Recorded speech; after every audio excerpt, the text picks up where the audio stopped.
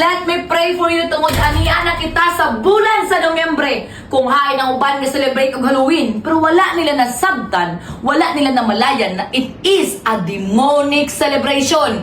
So kung makisabay ka ni, ang pasabot ana, ikaw mismo ga-invite og witchcraft sa imong kinabuhi, busa ayaw katingala nganong puno kag problema, puno kag pagsulay, puno ka sa kaguol, puno ka sa atake ni Satanas tungod ikaw mismo ang gaduol sa kangitngit. Apan aniya ako ikadasid kaninyong tanan. Instead na mag-celebrate ka og Halloween, celebrate ang kadaugan nga gihatag sa Ginoo kanimo tungod gitagaan kaniya gahom aron sa pagpalaya sa Satanas.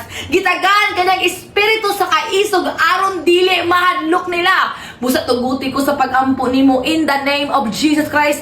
Akong ginabadlong ang kangitngit sa imong kinabuhi. Akong gideklara nga walay buwat ni Satanas magbalampuson sa imong kinabuhi. In the mighty name of Jesus Christ, tanang ga-atake sa imuha, kanang mga naghatag nimong problema, naghatag kanimong kalisod, naghatag kanimong kaguol, naghatag kanimong kasakit, in the mighty name of Jesus Christ, akong ginabadlong ka na sa ngalan ni Jesus, akong gideklara ang kadaugan sa imong kinabuhi in Jesus Christ mighty name. Matingala ka aduna kay kaluyahon, matingala ka dali kay ka mamugnaw sa Ginoo, matingala ka dali kay kang mabalaka, busa akong ginabadlong ka ng Espiritu in the mighty name of Jesus Christ. Akong gideklara nga ang kalinaw sa Dios, ang kalipay sa Dios, ang kagawasan kanunay gayon magapuyo kanimo in Jesus name.